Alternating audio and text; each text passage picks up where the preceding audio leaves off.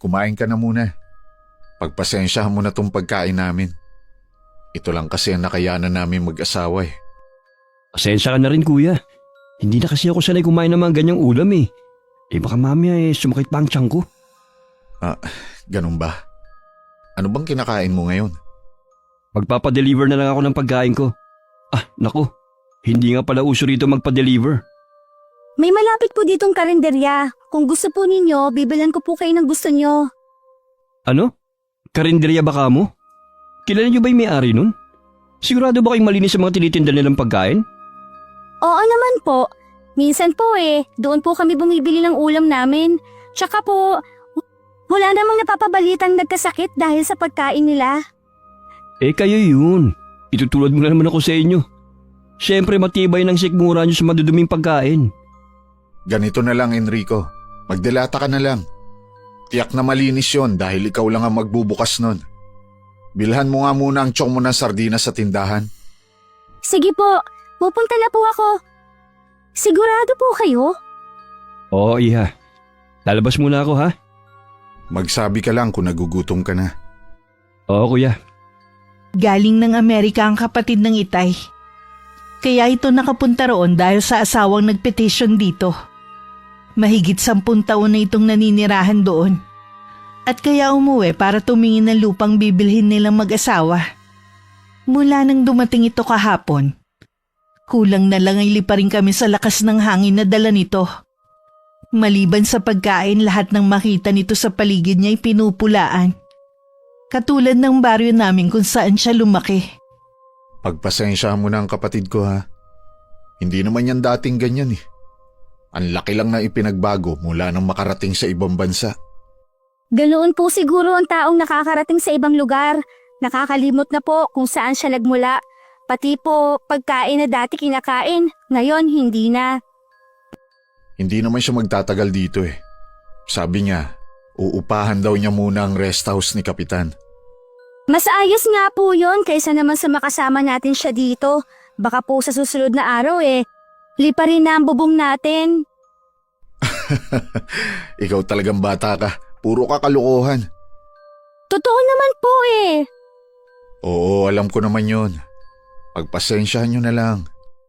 Kahit ang inay na nakikinig lang ay napatawa rin sa sinabi ko. Sa totoo lang 1 araw pa lang namin nakakasama ang kapatid ng Itay. Pakiramdam ko lalong kumukulot ang dati ng kinky na buhok ko. Sa 7 magkakapatid, tanging si Tio Enrico lamang ang gumanda ang buhay. Bagamat hindi naman kami sobrang naghihirap, wala naman kaming malaking bahay, walang sasakyan, at high school lang din ang natapos ko. Dahil malayo ang universidad dito sa amin, mas pinili ko na lang tumulong sa mga magulang ko. Mabuti na lang hindi pa natatapos ang araw na yun. Lumipat na ang tiyuhin ko sa rest house ni Kapitan. 3 araw na ang nakakalipas mula nang umalis si Tio Enrico. Nang bigla na naman itong sumulpot sa bahay namin. Kasalukuyan ako nagsasalansa ng mga panggatong na ibinilad ko. Nang dumating ito at kausapin ng Itay. Kailangan ko kasi ng kasambahay kuya. Nahihirapan kasi ako na kumilos sa rest house ni Kapitan. Wala bang nairekomenda sa'yo si Kapitan? Mas marami kasi siyang kilala kaysa sa akin. Nako, ayoko naman na hindi ko kilala. Baka mamaya ay malikot ang kamay niyang irerekomenda niya. Mawala pa mga gamit ko. Mamahalin pa naman ang lahat ng dala ko. Ultimo medyas, wala kang mabibili dito sa Pilipinas. Wala naman kasi akong kilala na pwedeng pumasok na kasambahay sa'yo. Baka naman pwede si Lisa na mamasukan sa akin. Ha? Hindi ko kasi alam kung papayag siya. Tsaka sa pagkakaalam ko kasi, doon muna siya sa kapatid niya. Maselang kasi ang pagbubuntis ng manugang ko Baka naman pwedeng yung asawa mo na lang muna ang papuntahin mo sa manugang mo, kuya. At si Lisa muna ang maging kasambahay ko. Mas gusto ko din kasi yung bata para mabilis kumilos. Tsaka, pansamantala lang naman Sige. Kakausapin ko siya mamaya. Hindi naman siya magiging lugi sa akin Babayaran kong serbisyo niya. Wala ka namang masasabi sa sipag ng batang yon. Kaya nga lang nakaplano na nga ang pagpunta niya sa kapatid niya. Sana nga mapapayag mo siya, kuya. Nang makaalis ang tiyuhin ko, Kinausap ko agad ang Itay tungkol sa sinabi ng kapatid nito. Gusto ko sanang tumutol kaya lang nang malaman ko ang magiging sahod ko. Pumayag na rin ako. Ayos lang naman daw kay inay kung siya na lang muna ang pupunta kina kuya para mabantayan ang hipag ko. Iniisip ko rin kung ganun kalaki ang sasahurin ko sa loob ng 1 buwan. Mabibili ko na rin ang gamit na matagal ko nang gustong mabili. Kinabukasan maaga palang gumayak na ako papunta sa rest house ni Kapitan.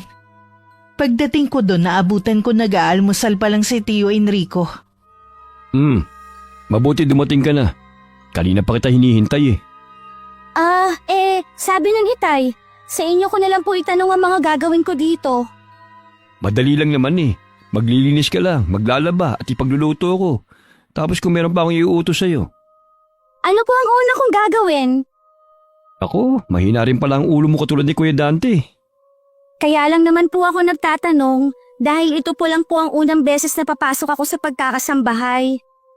Unahin mo munang ayusin ang kwartong tinutulugan ko. Hoy, ingatan mo mga gamit ko doon ha. Lagi mong tatandaan na mamahalin ng mga yon. Kulang pang sahod mo para ipambayad. Oho, huwag po kayong mag-alala. Iingatan ko po ang mga gamit ninyo. Mabuti naman kung ganon. Kapag ganyan ka kabait, tiyak na magkakasundo tayo. Iginiya na ako ng tiyuhin ko kung saan ang kwarto niya. Pagpasok namin sa loob, unang bumungad sa akin ang magulong higaan nito. Nagkalat din sa sahig ang mga damit na hinubad niya. Maya-maya lang iniwan na ako doon. Pagkatapos magbili ng mga gagawin ko. Inumpisahan ko na ang pagliligpit sa higaan nito. Pagkatapos sinunod ko ang mga damit sa sahig. Nilinis ko na rin ang banyo. Bago ako lumabas, tiniyak ko munang wala akong nakaligtaan na gawin. Sunod ko namang nilinisan ang kusina. Tambak kasi doon ng mga baso at pinggan. Tila ilang araw nang hindi yun naliligpit. Sa dami ng ginagawa ko, hindi ko na malaya na tanghali na pala. Noon ko lang naramdaman ang pagkalam ng sikmura ko. Kanina pa kumakain ng tiyuhin ko, hindi man lang ako naalalang alukin. Nagpakita lang ako para mapansin niya. Tapos yan ba sa ginagawa mo? Hindi pa po eh. Uy, bakit tumigil ka na? Hindi pa naman kita pinapatawag ah. Kasi po, Chong, pasado 1:00 na po. Nagugutom na kasi ako eh. O sige, patapusin mo muna ako sa pagkain ko. Tsaka kumain. Hindi po ba pwedeng sumabay na po ako sa inyo? Kanina pa po talaga kasi ako nagugutom eh. Iha, kasambahin lang kita. Baka nakakalimutan mo yan. Hindi pwede magsabay ang amo at ang kanyang kasambahay. Ganun po ba? Sige, doon ka muna. Ituloy mo muna yung ginagawa mo. Tatawagin na lang kita. Wala akong magawa kundi sundin ang inuutos niya. Habang nagwawalis, nagdidilim na ang paningin ko. Pinagpapawisan na rin ako ng malamig. Pakiramdam ko wala na talaga akong lakas. Nang bigla akong tawagin ni Tio Enrico. Pwede na raw akong kumain. Parang may pakpak naman ang paa ko na nagtungo na ako sa may kusina. Pagdating sa hapagkainan parang gusto kong maiyak. Kasi tira-tira na lang ang nandun. Tutong na lang din ang natira sa kaldero. Oh, ano pang hinihintay mo? Kumain ka na at marami ka pang gagawing trabaho. Ito lang po ba ang kakainin ko? O bakit?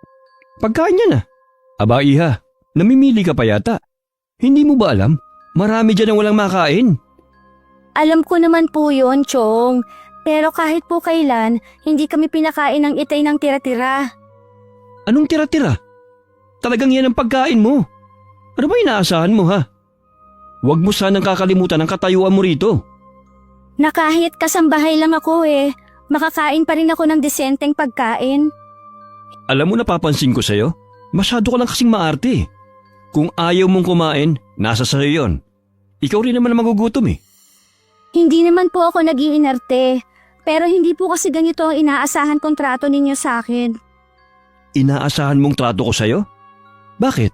Dahil pamangkin kita, magiging espesyal ka na? Hindi naman po sa ganon. Ay bahala ka kung ayaw mong kumain. Basta iligpit mo pa rin yan. Hindi na po ako babalik dito bukas. Ano ka mo? Pasensya na po, Chong. Hindi ko po pala kaya ang trabaho dito. Iha, hindi ginagawang biro ang pagtatrabaho. Alam ko naman po yun eh. E di bumalik ka na sa trabaho mo. Nang tumalikod si Tio Enrico, hindi ko na napigilang tumulo ang luha ko. Dahil hindi ko na rin matiis ang gutom na aking nararamdaman. Kinain ko na rin yun. Pagkatapos kong magligpit ng pinagkainan, tinuloy ko na ang naiwan kong trabaho.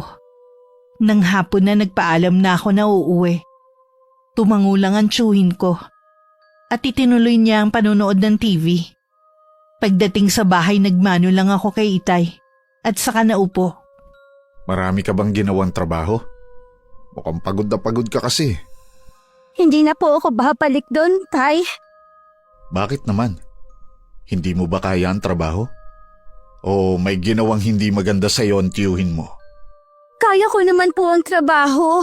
Kaya lang po, hindi ko matagalan ang ugali ng kapatid niyo.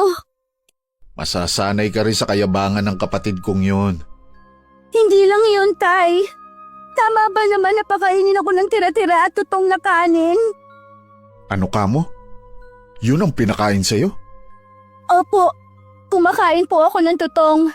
Sinasabawan ko pa nga po yun ng kape. Kaya lang parang hindi naman tao ang turing niya sa akin eh. Kahit sino ang kasambahay niya, walang tatagal. Huwag ka na nga bumalik doon. Oo nga, mahirap lang tayo. Pero hindi naman tama ang ginagawa niya. Kapag pumunta siya dito, kakausapin ko siya. Pasensya na po, Tay, ha? Gusto ko sana kumita rin para makatulong kahit papaano sa gastusin dito. Kaso, hindi ko talaga kaya eh. Naiintindihan kita. Kaya tumahang ka na. Salamat po at naiintindihan niyo ako. Akala ko po magagalit kayo kapag sinabi kong hindi na ako babalik sa kapatid ninyo. Hindi ako maaaring magalit sa'yo. Alam mo yan. Kaya tahan na. Kahit pagod at walang ganang kumain, sinabayan ko pa rin ang Itay. Pagkatapos ng hapunan, nagpatunaw lang ako sandali ng kinain. At pagkatapos nagpaalam na rin kay Itay na matutulog na. Kinabukasan tanghali na ako bumangon. Narinig ko ang Itay na may kausap sa labas ng bahay namin. Kinutuban ako na baka ang tiyuhin ko yun. Nang tingnan ko nga, tama nga ako. Nakinig na rin ako sa usapan nila. Kahit kapatid kita, hindi ko hahayaan na gawin mo yun sa anak ko. Pamangkin mo yun eh. Kuya, hindi ko naman minaltrato ang anak mo eh. Malumanay nga ako makipag-usap sa kanya eh. Kahit ano pa ang sabihin mo, hindi ko na pababalikin ang anak ko sa'yo. Humanap ka na lang ng ibang kasambahay mo. Nakikiusap naman ako sa'yo, kuya. Hindi kasi ako sanay na walang kasama sa bahay. Kahit matagal ka nang naninirahan sa ibang bansa, hindi maaaring makalimutan mo kung paano gumawa sa bahay. Hindi na nga ako sanay eh. Kahit na anong gawin mo, hindi na magbabago ang isip ko. O sige, ganito na lang. Maliban sa sahod niya, bibigyan ko pa siya ng bonus kapag tapos na ang isang buwan na pagtatrabaho niya sa akin. Kahit doblehin mo pa ang sahod niya, ako na mismo ang pipigil sa anak ko na bumalik sa'yo. Masyado namang mataas ang pride niyo. Buti nga tinutulungan ko pa kayo eh. Bakit? Keso mahirap lang kami, wala na kaming karapatan tumanggi? Tsaka anong tulong ang sinasabi mo? Pinaghihirapan ng anak ko ang ipapasahod mo. Hindi yun libre. Huwag ka naman magalit sa akin, kuya. Minsan na nga lang akong umuwi rito eh. Magkakagalit pa tayo. Mabuti pa umalis ka na. Marami pa akong gagawin. Habang nakasilip ako't nakikinig sa kanila, hindi ko maiwasan ang makaramdam ng inis. Akala ko kasi kapag pumasok akong kasambahay kay Tio Enrico, may pag-asa na akong magkapera. Noon ko lang napagtanto na mahirap din pala maging kasambahay. Kahit anong pakiusap ni Tio Enrico sa Itay, hindi na talaga siya pumayag pa. Nabalitaan na lang namin na may nakuha ng bagong kasambahay si Tio Enrico. Si Aling Rosie, na may edad na rin. Kilalang masipag ang Ali sa lugar namin. Kaya buo ang paniniwala namin na magtatagal ito. Pero inabot lang daw ng 2 araw, umalis na rin ito. Marami pang pumasok na kasambahay dito. Pero lahat hindi rin nagtagal. Kay Chong na po ang problema, Tay. Hindi sa nagiging kasambahay niya. Ang laki na kasi ng ipinagbago niya. Hindi na siya marunong lumingon sa kanyang pinanggalingan. Tingin niya sa mga tao, pwede niyang bayaran ng pera. Tingin niya po sa mga tao dito Mga kasing liit lang ng langgam na pwede niyang tapakan. Hayaan na lang natin siya. Ang importante, hindi ka na babalik sa kanya. Hindi ko pa rin po maiwasan na maawa sa mga pumalit sa akin. Baka makahanap siya ng katapat niya at mapagtanto niya ang mga mali niyang ginagawa. Sana nga po, para magbago na po siya.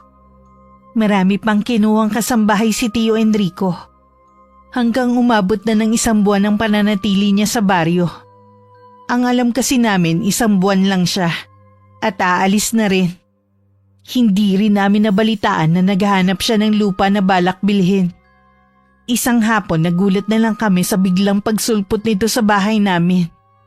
Akala ko umalis ka na. Hindi ka na kasi nagpakita sa akin .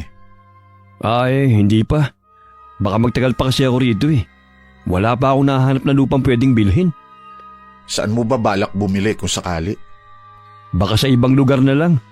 Iniisip ko kasi na kung dito sa atin, baka naman kasi mamaya putaktihin ako ng mga kamag-anak natin para utangan. Hindi naman ganun ang mga kamag-anak natin. Kung sakali man nalapitan ka nila, gusto ka lang nila kumustahin. Hindi ko naman kailangan ng pangungumusta nila . Huwag ka naman ganyan. Baka isipin nila nagbago ka na. Kesyo nakarating ka lang sa ibang bansa. Kuya, hindi naman sa pagyayabang ha. Hindi nila kaya magawa yung mga narating ko sa buhay. Ito isipin mo. Ako lang ang nag-iisa rito sa baryo natin ang nakarating sa ibang bansa. Hindi mo naman kailangan pang ipamukha ang bagay na yan. Iba-iba kasi ang kapalaran ng tao. Pinalad ka lang na makarating sa ibang bansa. Hindi naman siguro masama kung ipagmalaki kong narating ko sa buhay. Oo nga. Pero mas maigi pa rin na maging mapagkumbaba kesa maging mayabang. Hindi ko alam kung tinamaan ba nun si Tio Enrico sa sinabi ng itay. Kaya hindi na siya nakaimik. Nagpaalam na rin ito pagkatapos. Ang itay naman, itinuloy na ang naudlot ng pagpapakain sa kanyang mga alagang manok.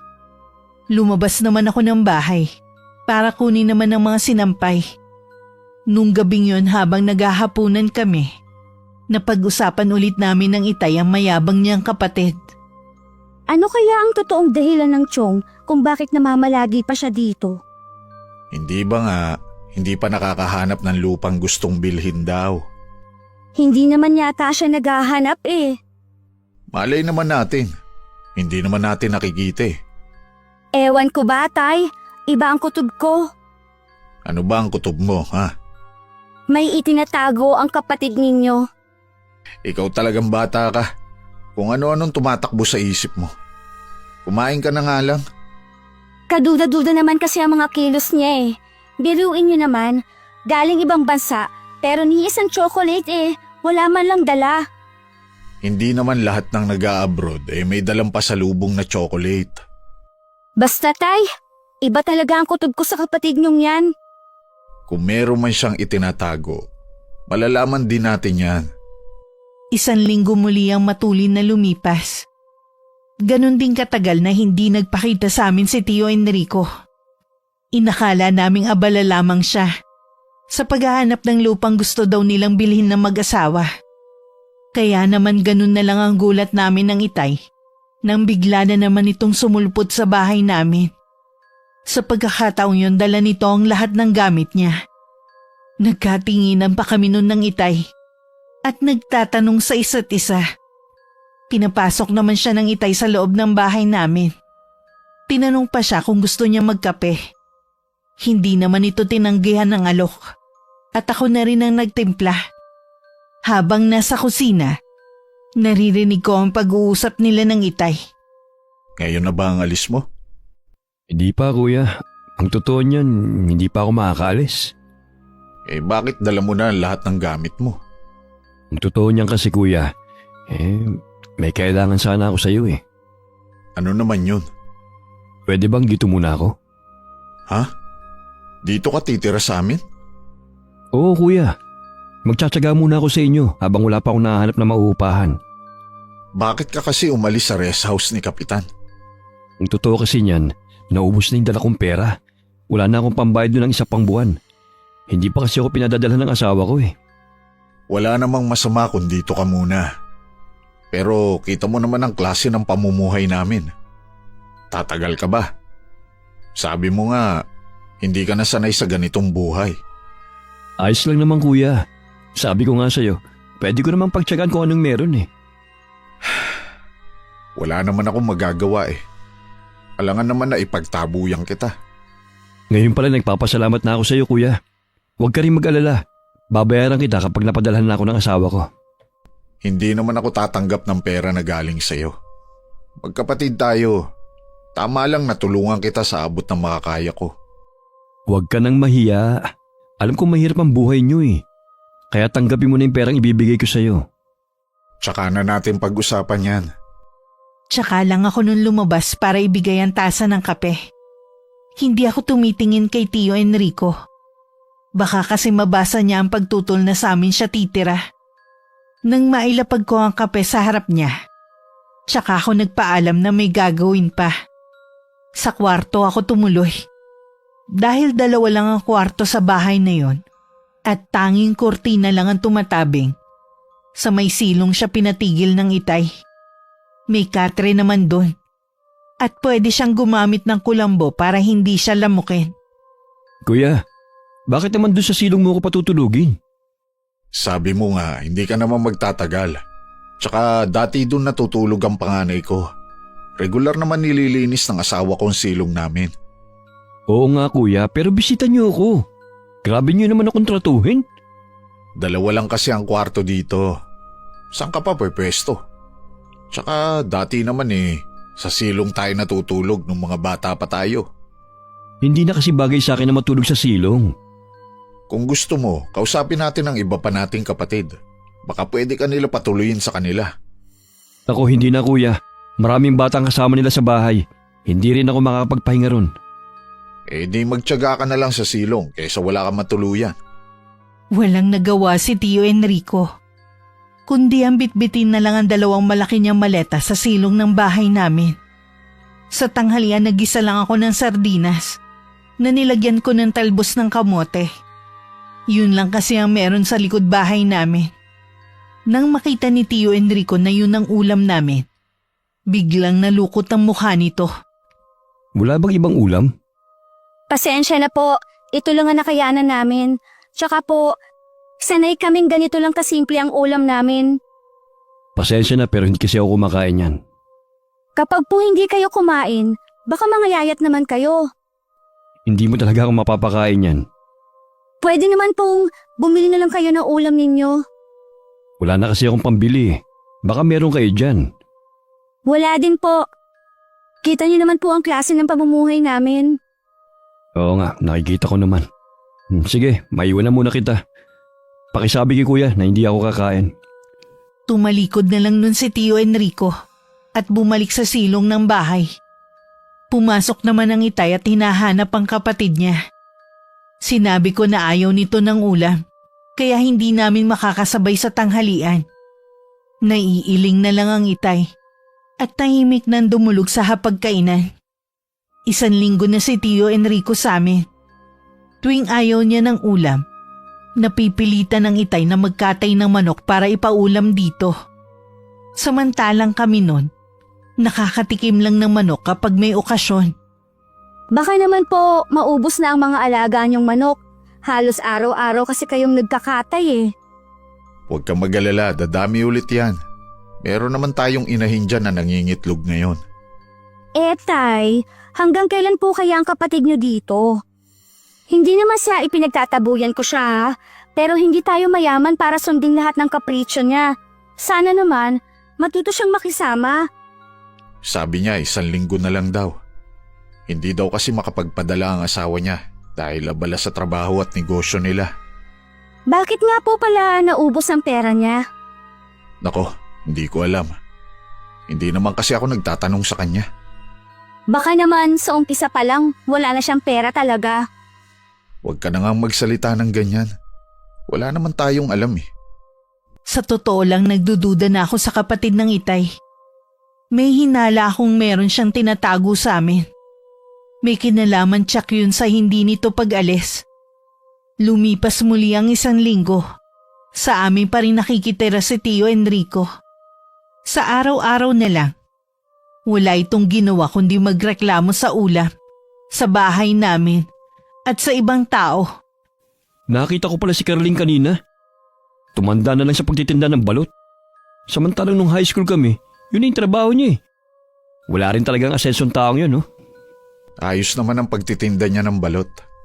Sa trabahong niya na itataguyod ang pamilya niya. Ano lang yung kakarampot nakita niya ron?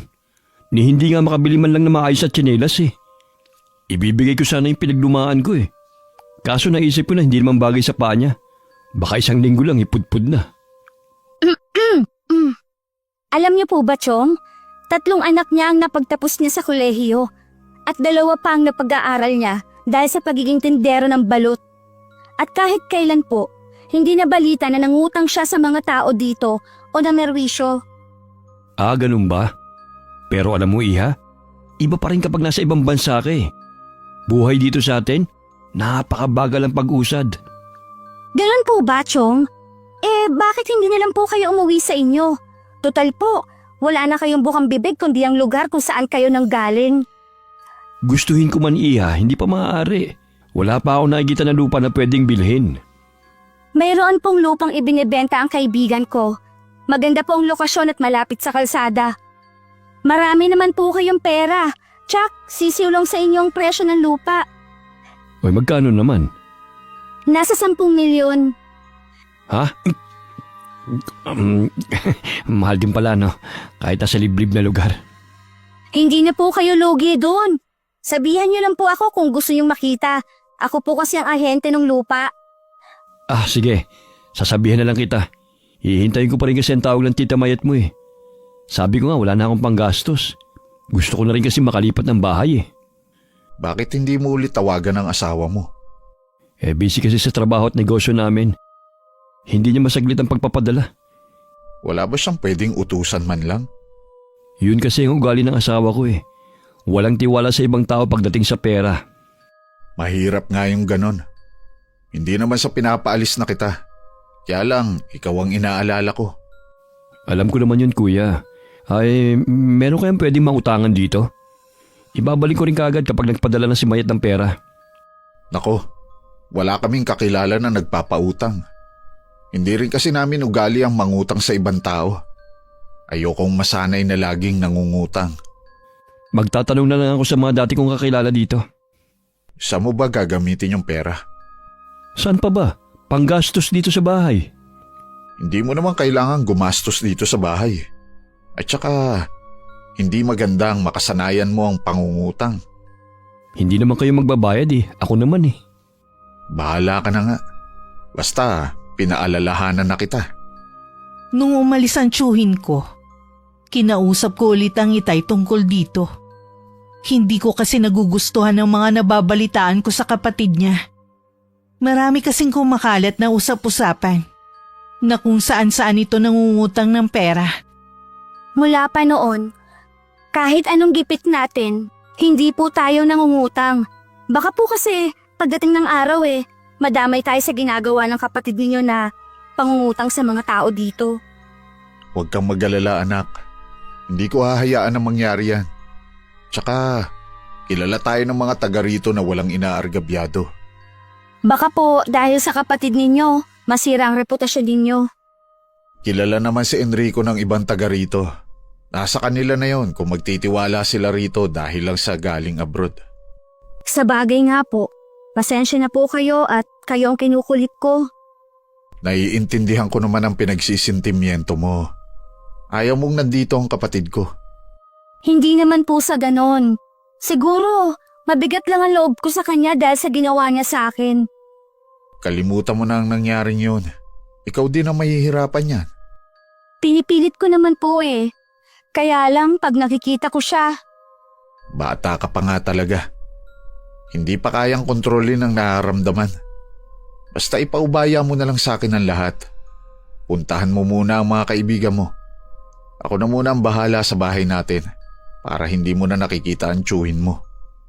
Umalis ng araw na yun si Tio Enrico. Habang tumatagal, lalo akong nagkakahinala na talagang meron siyang tinatago sa amin ng Itay. Gustong gusto ko na siyang umalis sa bahay namin. Mula kasi nang tumira siya sa amin, nadagdagan pa lalo ang trabaho ko dahil tuwing kakain siya. Ako pa nagliligpit ng pinagkainan niya. Ako rin ang naglalaban ng mga damit niya. Nang nasa bahay siya para makaiwas ako sa mga utos niya, naisipan ko munang puntahan ng kaibigan ko. Malapit lang ang bahay nila sa kapitan namin. Ganun na lang ang gulat ko nang malaman na hindi pa daw nakakabayad ng upa ang tiyuhin ko. Matagal na raw itong sinisingil. Nang makauwi ako ng bahay, wala si Tio Enrico. Kaya naman sinabi ko agad kay Itay ang nalaman ko. Totoo ba yan? Oo naman po. Hindi maaaring magsinungaling ang kaibigan ko. Sabi ko na sa'yo, Tay may itinatago ang mayabang niyong kapatid. Baka hindi totoo ang lahat ng sinasabi niya sa atin. Kakausapin ko siya mamaya pagdating niya. Baka dahil sa kanya mapahamak pa tayo. Huwag na muna natin siyang husgahan. Pakinggan muna natin ang paliwanag niya. Baka naman, gagawa na naman siya ng bagong kwento sa inyo. Ipaubaya mo na lang sa akin ang lahat. Kung totoo ang hinala mo, hindi ko siya kukonsintihin. Sige po, Tay. Hating gabi na nang dumating ang tiyuhin ko. Lasing ito kaya hindi makausap ng Itay. Hinayaan na lang muna namin siyang magpahinga. Narinig pa namin na sumuka ito. Kahit lango sa alak, hindi pa rin ito maiwasan na magyabang. Ang dami pa nitong sinabi na hindi daw masarap ang alak. Hindi katulad ng mga mamahaling alak na nainom niya. Kinabukasan sinilip ng Itay ang kapatid na mahimbing pa rin natutulog sa higaan nito. Naiiling na lang ang Itay. Nagbilin na lang siya sa akin na ipagluto ko na lang ito kapag nagising. May kailangan lang daw siyang asikasuhin. Nagluluto na ako ng tanghalian namin nang magising ang tiyuhin ko. Humingi agad to ng kape at naupo sa hapagkainan. Ang Kuya Dante, Umalis po, may aasikasuhin lang daw. saan daw pumunta? Hindi po binanggit Ganun ba? Ano yung niluluto mo? Para ba sa tanghalian natin yan? Ginisang munggo po at magkiprito ako ng galunggong. Wala bang ibang ulam? Hindi ako kumakain ng galunggong at munggo. Dati po ba hindi na kayo kumakain ng munggo at isda? Kumakain naman, kaya lang nag-iba na panlasa ko ngayon Pasensya na po kayo, Chong. Ito lang po ang ulam namin. Wala naman pong iniwan na pera ang Itay para ipambili ng ulam ninyo. Ay, ang hirap ng buhay mahirap. Nagtataka naman po ako sa inyo. Puro kayo reklamo dito sa amin pero ayaw nyo namang umalis. Totoo naman ang sinabi ko, di ba? Mahirap ang buhay ng mga katulad nyo. Kahit mahirap lang po kami, masaya naman po kami. Talaga? Para namang hindi ganyan ang nakikita ko. Wala pa rin masasaya kapag marami kang hawak na pera at nabibili nyo ang lahat ng gusto nyo. Siguro po sa iba, mas masaya ang maraming pera. Pero kontento na po kami sa kung ano meron kami. Siyempre yan ang sasabihin mo. Dahil wala naman kayong pag-asang umangat sa buhay Hindi ko maiwasan na magpantingan tenga ko sa sinabing yun ng kapatid ng Itay. Bigla ko nabitiwan ng sandok na hawak ko. At nakapamewang na humarap sa kanya. Nakatingin naman siya sa akin na tila ba nagtataka sa inaasal ko. Alam nyo naman na mahirap ang buhay namin. Bakit dito pa kayo nagsusumiksik? Dagdag pasanin pa kasi kayo Hindi na nga kayo nakakatulong. Puro reklamo pa ang naririnig namin sa inyo. Ano naman ang masama sa sinabi ko? Totoo naman, hindi ba? Anong masama? Napakayabang niya po kasi. Bakit hindi na lang po kayo bumalik sa pinanggalingan ninyo? Tutal naman po, puro pangit ang nakikita niyo sa lugar namin at sa mga tao dito. Kung alam mo lang, matagal ko lang gustong umalis sa bahay nyo. Akala mo yata hindi ko alam na ayaw mo akong tumira dito. Wala ka pa ngang nararating sa buhay Akala mo kung sino ka na? Kayo ang kung sino ang umasta sa bahay namin. Mahiya naman po kayo, Chong. Kung magtatagal pa kayo dito, Bakit hindi na lang kayo magbanat ng buto? Sino ka para utusan ako? Kahit na kailan, hindi ko dudumihan ng putik ang mga kamay ko. Masyado namang mataas ang tingin ninyo sa sarili ninyo. Samantalang nanggaling din naman kayo sa putik. Huwag niyo po sanang kalilimutan kung saan kayo nanggaling. Matapos ang mainit naming pagtatalo, basta na lang umalis ang tiyuhin ko. Parang gusto ko namang magsisi na sinagot-sagot ko ang kapatid ng Itay. Hindi naman kasi kami pinalaki ng hindi marunong rumispeto sa mas nakakatanda ng mga magulang namin. Kaya lang napuno na rin kasi ako. Lalo tuloy ako naguluhan kung tama bang ginawa ko. Ilang sandali pa dumating na rin ang Itay. Tinanong niya agad ang kapatid kung gising na ba. Umalis po siya. Sinabi ba kung saan siya pupunta? Hindi po. Tay, nagkasagutan po kami ng tiyong. Hindi ko na po kasi matiis ang ginagawa niyang pangmamaliit sa buhay na meron tayo eh. Naiintindihan kita. Pero sana matutunan mong magtimpi sa sarili. Opo, Tay. Kumusta po pala ang lakad niyo?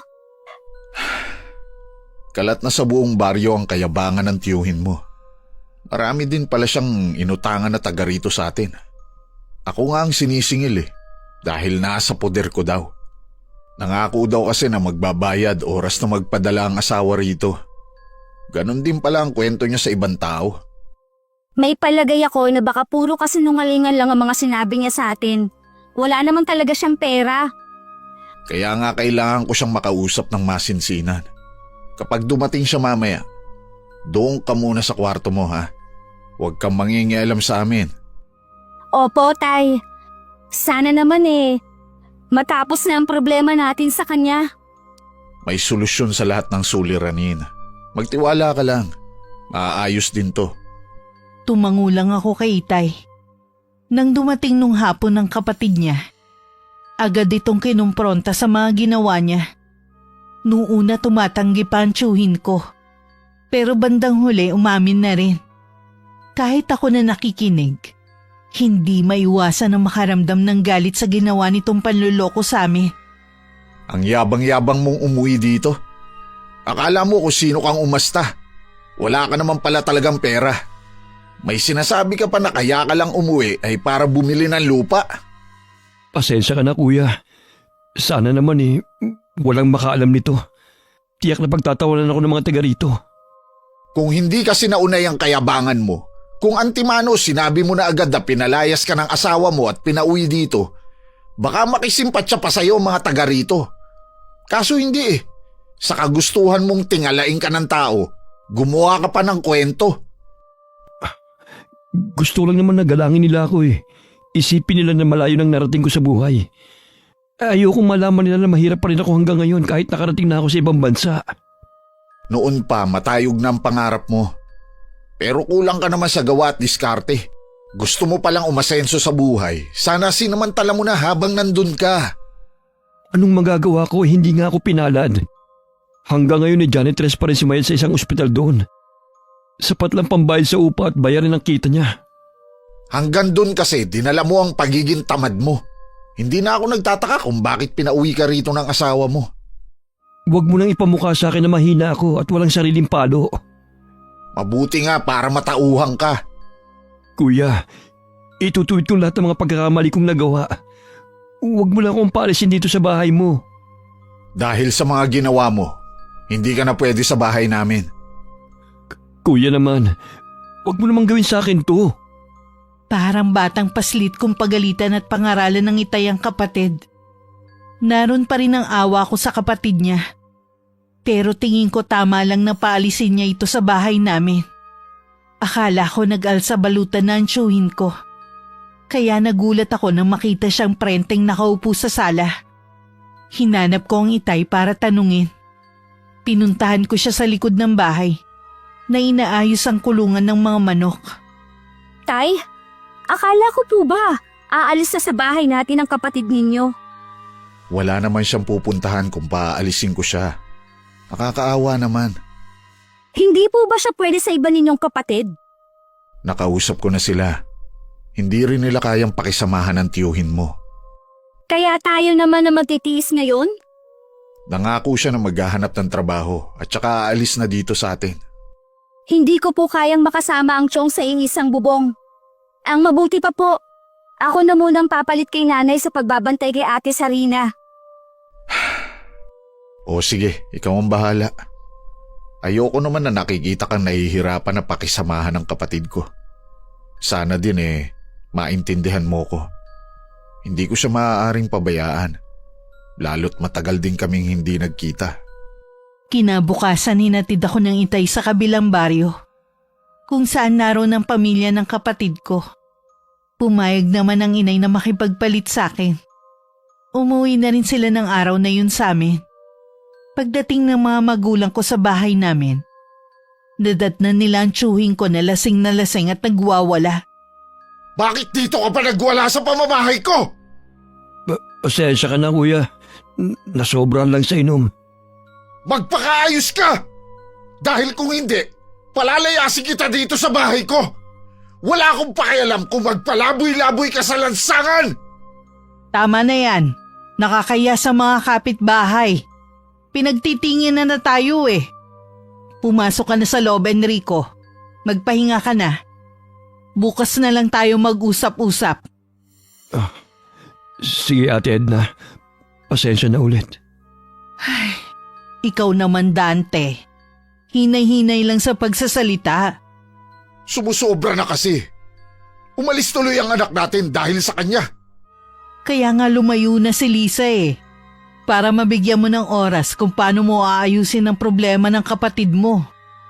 Nang hindi na sumagot ang Itay, inayos na lang ng inay ang mga natumbang upuan at lamesa. Winalis na rin niya ang mga nabasag na bote ng alak. Marahil doon nag-inuman ng tsuhin ko kasama ng mga kaibigan nito. Nung sumunod ng mga araw, napapadalas daw ang pagtatalo nun ng Itay at kapatid nito. Ayon sa aking ina. Minsan nga daw hinahayaan na lang daw niya. Di ba sabi ko sa'yo, tumigil ka na sa pakikipag-inuman mo kung kani-kanino. Hindi mo naman kilala ang mga dayo na yon. Nakikipagkaibigan lang naman ako eh. Malay mo, may pakinabang sila sa akin. Anong klaseng pakinabang, ha? Baka matulungan nila ako sa paghanap ng trabaho. Bakit kailangang iasa mo sa ibang tao ang paghahanap ng trabaho? Dapat ikaw mismo ang gumawa ng paraan. Naghahanap naman ako eh. Ayoko lang sa lupa magtrabaho. Hindi ko kaya yun. Kailangan mo nang makahanap ng trabaho. Hindi ka ba nahihiya sa mga pinagkakautangan mo? Kay Kapitan. Aba, ang laki pa ng utang mo sa kanya, ha? Babayaran ko naman sila eh. Maghintay lang naman sila. Kailan? Kapag nagpadala na naman ang asawa mo? Hindi ka ba naaawa sa pamilya mo doon? Sila ang nagpapakahirap, samantalang ikaw, nagpapakasarap dito.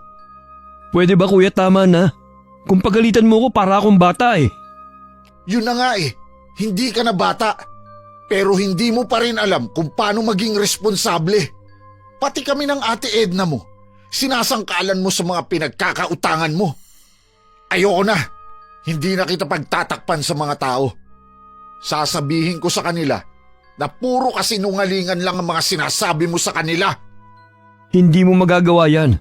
Gusto mo ba pati ikaw masira sa mga tao? Wala akong pakialam. Gusto ko lang magpakatino ka na. Huling warning ko na to sa'yo. Umayos ka o aalis ka dito. Akala raw ng inay nun matatakot ang bayaw sa sinabi ng Itay. Pero lalo itong lumala. Halos araw-araw daw itong naglalasing. Minsan ayaw na daw nilang papasukin ito sa bahay. Pero nagwawala maigi. At nahihiya rin naman sila sa mga kapitbahay. Isang gabi umuwi daw ang kapatid. Galit na galit daw ito kay Itay. Kasalanan mo ang lahat ng to. Dahil sa'yo, wala nang gustong maniwala sa akin. Hindi ko alam ang sinasabi mo. Bakit alam na ng mga taga rito ang naging buhay ko sa ibang bansa?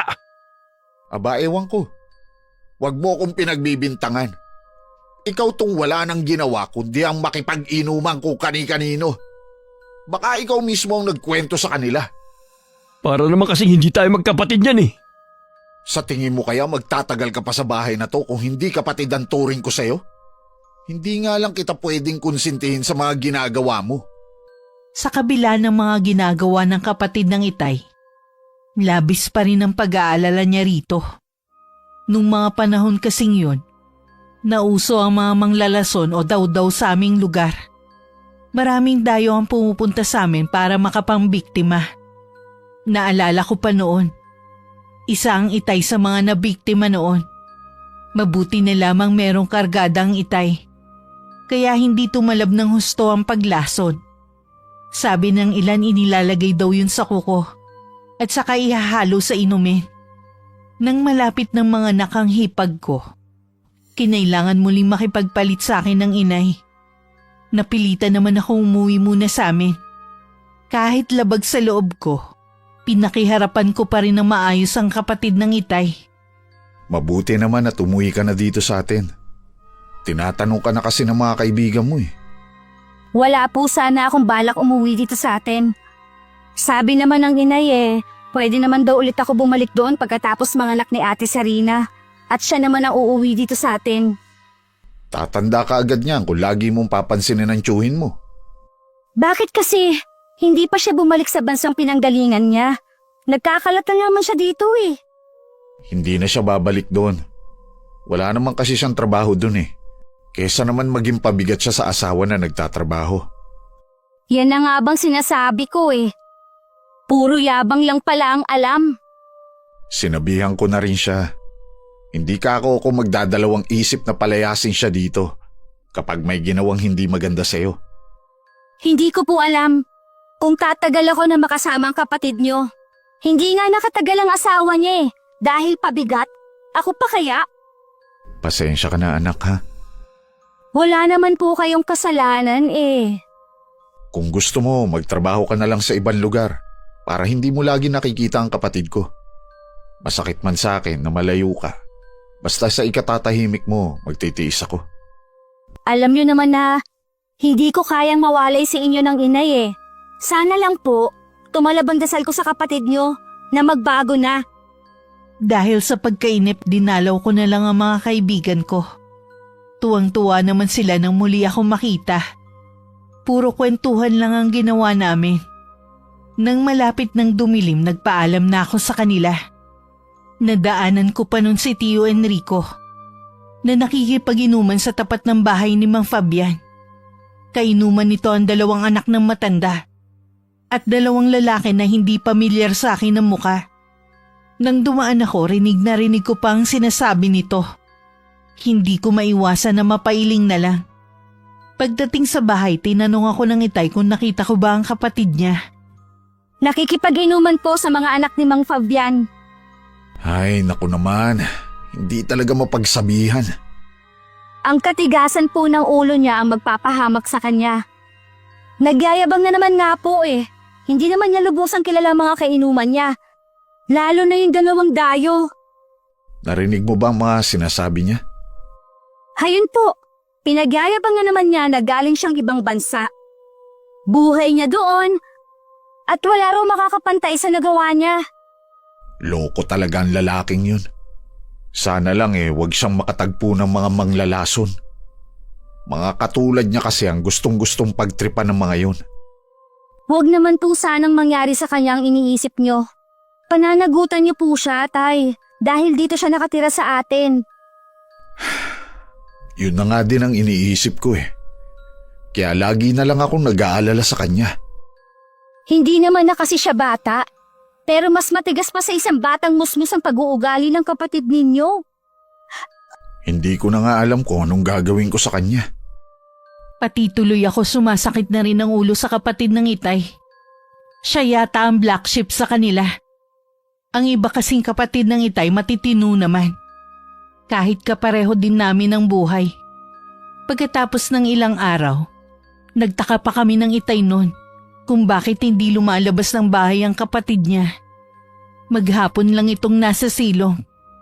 Hindi rin ito nag-almusal at nagtanghalian. Nang malapit ng gumabi, pinuntahan na siya ng Itay. Naabutan itong nakahiga at nakatingin sa kawalan. Maghapon ka lang na nandito? Hindi ka ba nakakaramdam ng gutom? Hindi naman kuya. May sakit ka ba? Wala akong sakit. Kulang lang ako sa alak. Loko ka talaga. Bumangon ka na dyan at sabayan mo na kami sa hapunan. Masarap ang ulam ngayon. Sige kuya, susunod na ako. Sa hapunan, kapansin-pansin ang pagiging tamilmil ni Tio Enrico sa pagkain. Hindi rin siya masyadong nagsasalita. Tila ba malalim ang iniisip nito.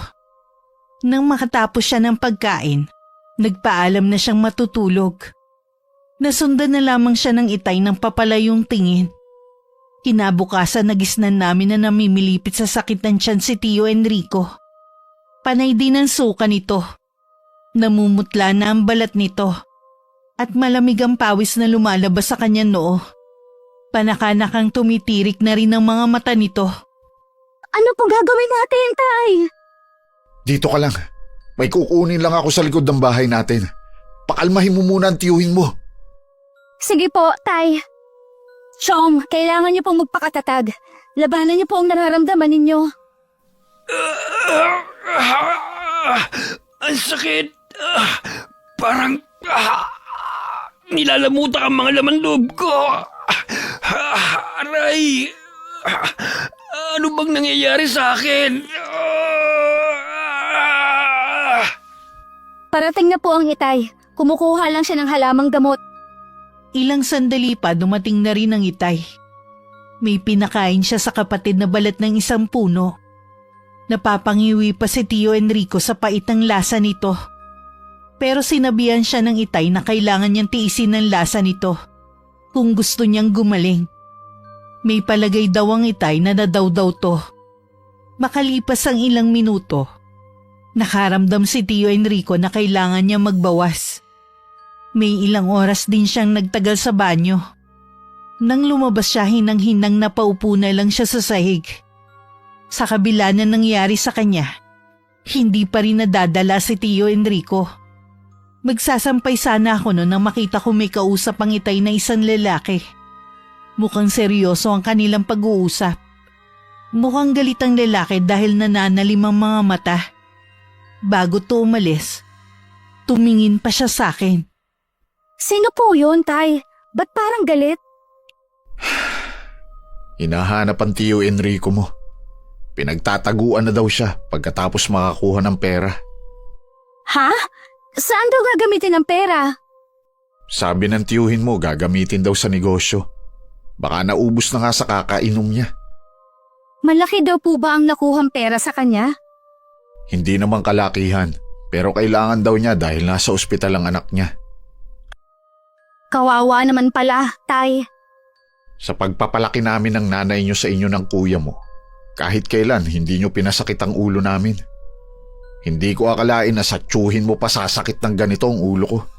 Puro problema na lang ang ibinibigay niya sa akin. Bakit hindi po ninyo tawagan ang asawa niya? At ipaalam ang mga ginagawa dito ng kapatid ninyo?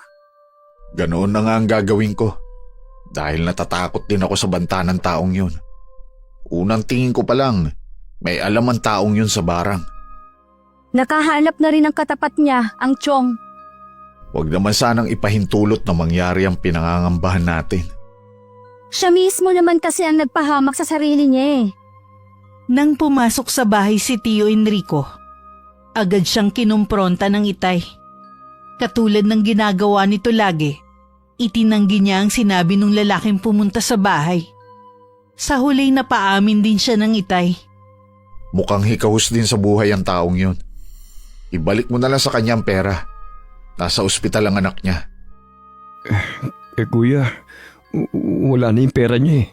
Nagastos ko na. Gumawa ka ng paraan. Nagbanta ang lalaking yun na kapag hindi mo ibinalik ang pera niya, may masamang mangyayari sa'yo. Anong gagawin ko eh? Wala na nga eh. Bakit kasi kailangan mo manloko ng tao? Hindi ka ba talaga natatakot sa karma? Ha? Nagawa ko lang naman yun dahil kailangan ko ng pera. Pero ibabalik ko naman yun sa kanya. Kailangan para saan? Sa alak? Si Mayat kasi, nagmamatigas sa padala na ko ng pera. Gusto ko na nga bumalik dun eh. Kaya lang ayaw niya. Gusto ko na nga magbagong buhay eh. Dapat noon ka pa nagbagong buhay Ang dami mong panahon na sinayang. Kaya nga nakikiusap ako sa asawa ko eh. Tingin ko malapit ko na siya makumbinsi. Kung talagang totoo sa loob mo ang magbagong buhay, umpisahan mo sa hindi pag-iinom. Hindi ka na bata para makipagbarkada. Baguhin mo rin ang ugali mo. Oo kuya, pangako magbabago na ako. Huwag puro salita. Gawin mo. Nung una hindi ako naniniwala na magbabago talaga ang Tio Enrico. Para kasing mahirap paniwalaan. Pero habang lumilipas ang mga araw, nakitaan na rin namin ng Itay ng pagbabago ang kapatid niya. Kita ko sa mukha ng Itay na natutuwa siya. Hinarap na rin ni Tio Enrico ang mga pinagkakautangan niya. Nangako siyang babayaran sila. Natuto na rin siya ng mga gawaing bahay. Humingi rin siya sa amin ng dispensa at nangako na babawi. Iniwan namin siya sa bahay. Dahil pupunta kami sa bahay ni na kuya. At gusto namin makita ang sanggol. Babalik naman kami pagkatapos ng 3 araw. Oh, ang cute-cute talaga ng apo ko. Kamukhang kamukha kita.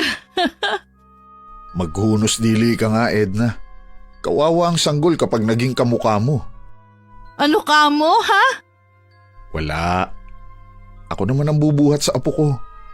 Teka, mamaya na. Hindi ko pa nga natatagal ang buhatin ng apo ko eh. Kahapon ka pa nagbubuhat eh.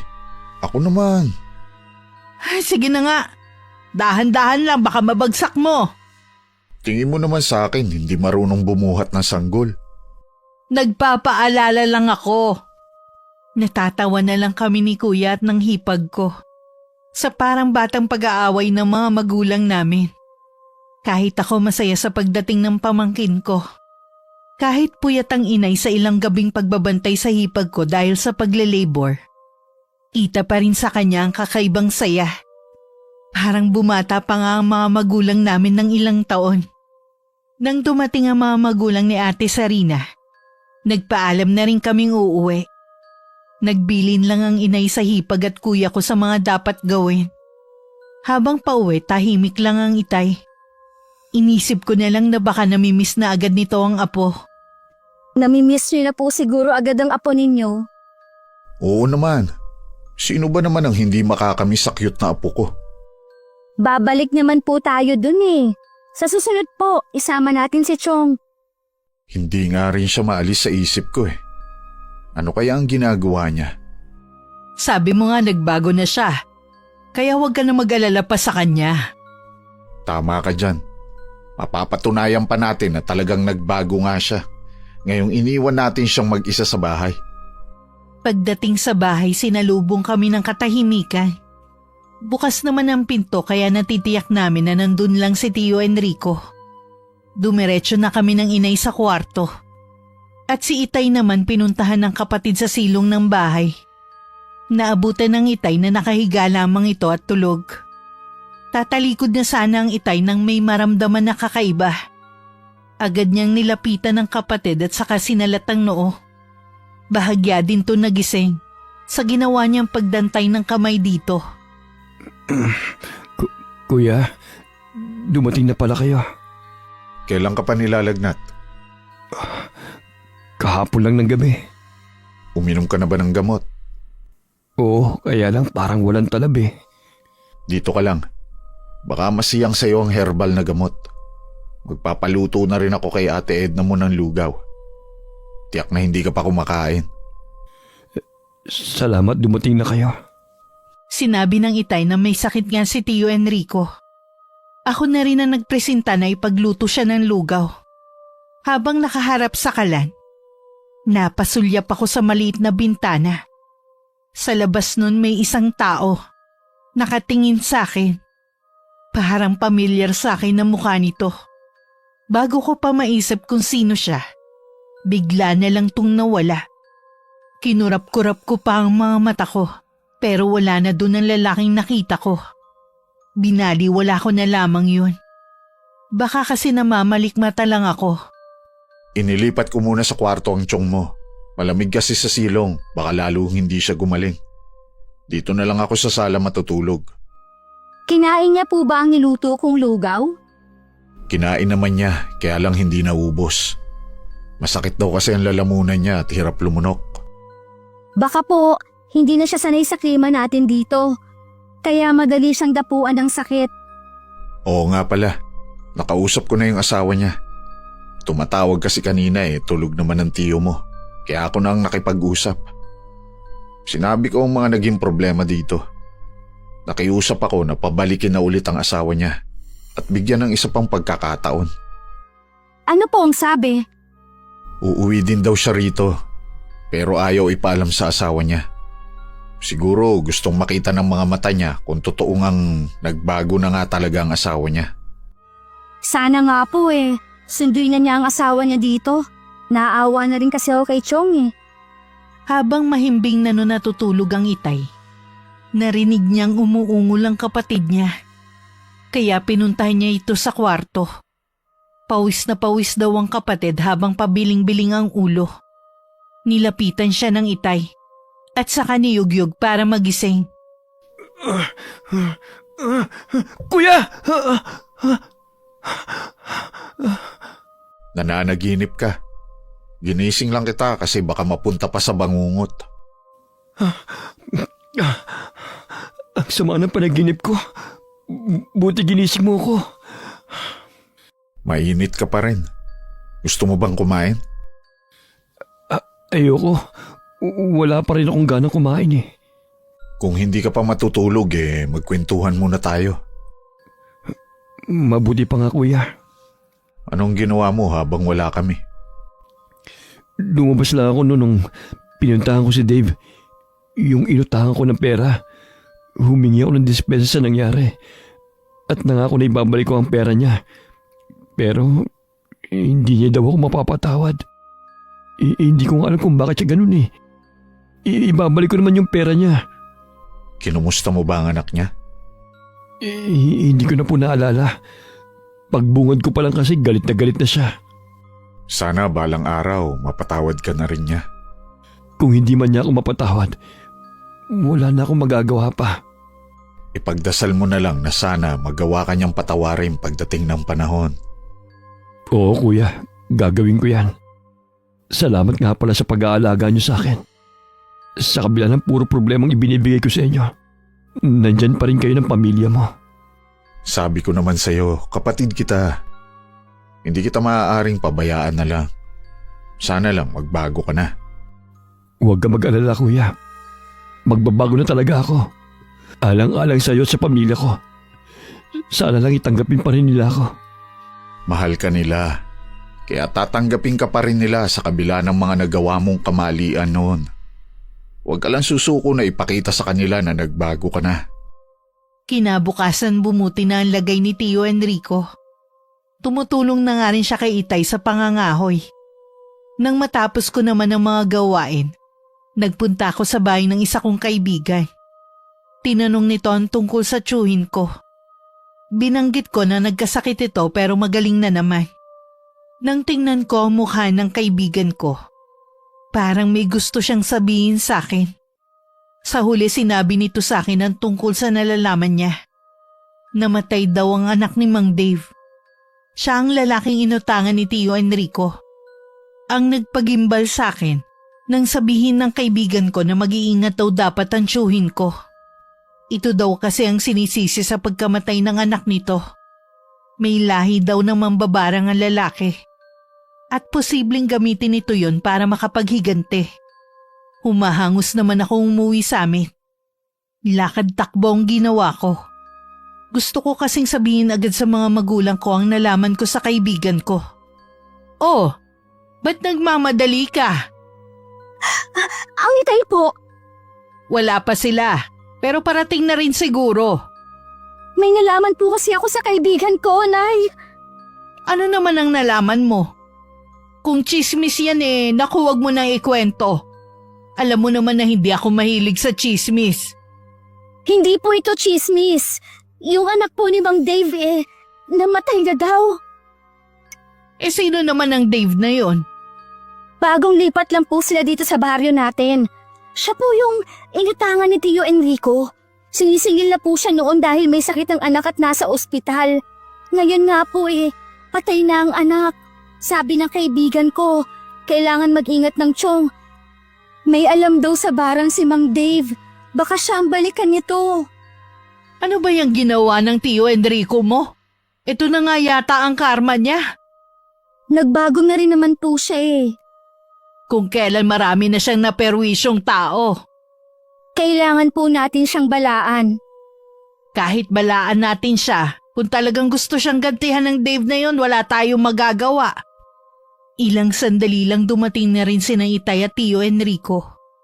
Masaya pa ang magkapatid habang nagkukwentuhan. Wala silang kamalay-malay sa problemang parating sa pamilya namin.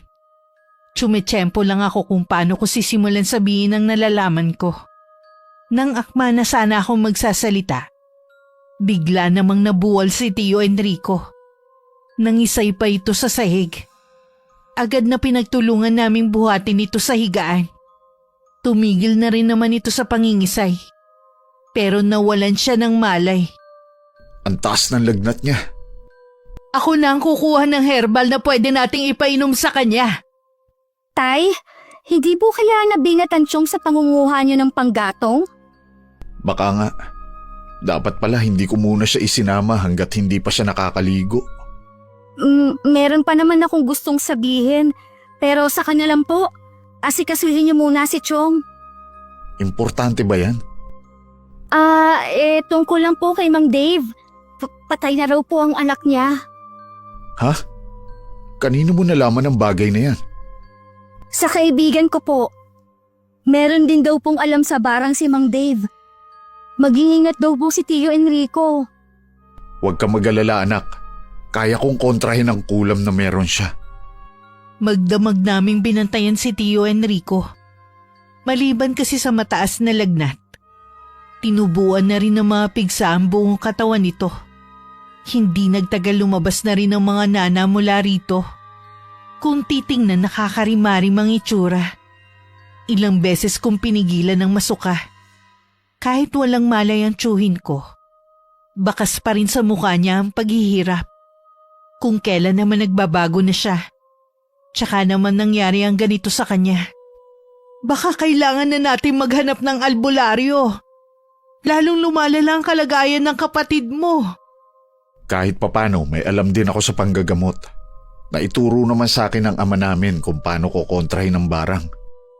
Kapag hindi mo natalo ang barang na iginawad sa kanya, baka kayong dalawa ang magbayad. Hindi mangyayari yon. Magtiwala ka lang sa akin. Hindi ko pa rin maiwasan na matakot. Hindi basta-basta ang taong galit sa kapatid mo. Alam ko yan. Kaya kailangan ko ang mga dasal nyo para sa kapatid ko. Isang kulay puting papel na naglalaman ng salitang Latin ang sinunog ni Itay sa isang bao. Pagkatapos meron siyang ipinatak na langis doon. Naging kulay itim ang usok nun. Inutos niya kay Inay na pausukan ng buong bahay. Para wala daw makalapit na ibang elemento sa kapatid niya. Habang mahina pa ito. Sa tingin niyo po si Mang Dave nga po ang nasa likod ng nangyayari kay Chong? Oo, walang duda na siya na nga. Malakas siya dahil punong-puno ng paghihinagpis ang puso niya. Sana hindi siya magtagumpay. Nagbago niya naman ang Tio Enrico Huwag ka mag-alala. Hindi siya magtatagumpay. Hindi ako papayag.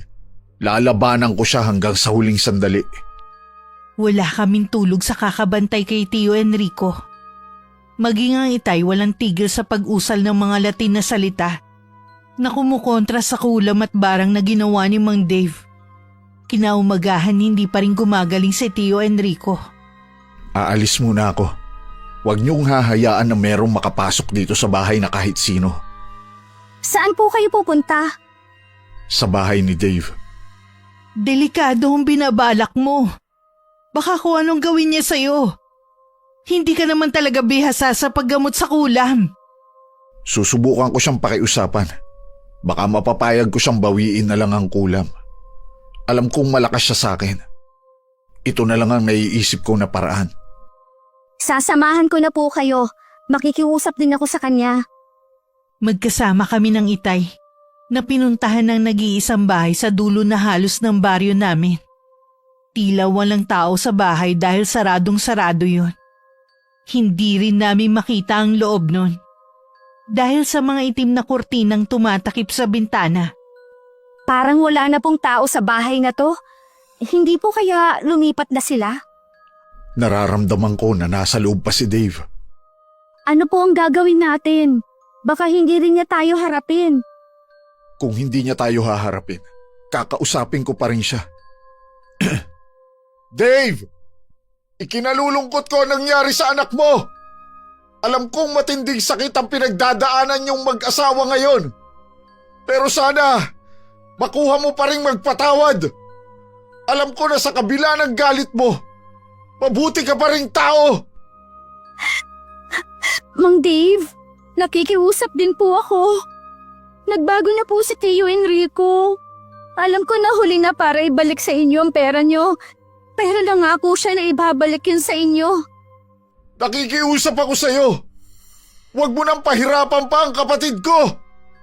Hayaan mong ang Diyos na ang magparusa sa kanya kung sa tingin mo ay may kasalanan siya. Itay, umalis na po tayo. Baka kailangan na rin kasi kayo ni Tio Enrico. Sandali na lang anak. Baka lumabas pa si Dave at harapin tayo. Nang wala pa rin kaming natanggap na tugon mula kay Mang Dave, umuwi na rin kami sa bahay. Sinalubong kami ni inay habang umiiyak. Nakaramdam naman ako ng kaba at takot. Malala na ang lagay ni Enrico. Kanina sumisigaw siya sa sakit. Ngayon naman ay nawalan siya ng malay. Enrico? Chong, gumising na po kayo. Diba sabi niyo? Babawi pa kayo sa amin? Kanina hinahanap niya kayo. Parang gusto na niya magpaalam. Kung talagang kukunin na siya sa atin, wala na tayong magagawa pa. Tanggapin na lang natin. Nanatiling nakapikit lang ang tsuhin ko. Pero alam kong naririnig niya kami. Nang lumapit ako, hindi na rin ako nandiri sa mga sugat niya. Mas nanaig ang awa ko sa kanya. Maputla na kasi ang balat nito. Nangingitim na rin ang labi. Maging ang mga kuko nito. Medyo nakaangat pa nga yun sa laman. Naghihintay na lang kami nun kung kailan matatapos ang paghihirap ni Tio Enrico. Sa labas lang ako nakatingin nun. Hindi ko na kasi kayang tingnan ang paghihirap niya. Bigla na lang napasigaw ang inay na ikinatingin namin sa kanya ng itay. Tignan niyo, unti-unting nawawala ang sugat ni Enrico sa katawan. Oo nga. Gumagaling na ang kapatid ko. Salamat at dininig niyo ang aming dasal. Nagawa na po siyang patawarin ni Mang Dave. Tama ka. Binawi na ni Dave ang iginawad niya sumpa sa kapatid ko. Salamat naman at gagaling na siya. Nagkamalay na rin nun ang tsuhin ko. Ang una niyang sinabi sa amin na naginip siya ng masama. Mahina pa rin siya kaya hindi na muna namin siya pinalabas ng kwarto. Sa tulong din ng mga kapatid ng itay.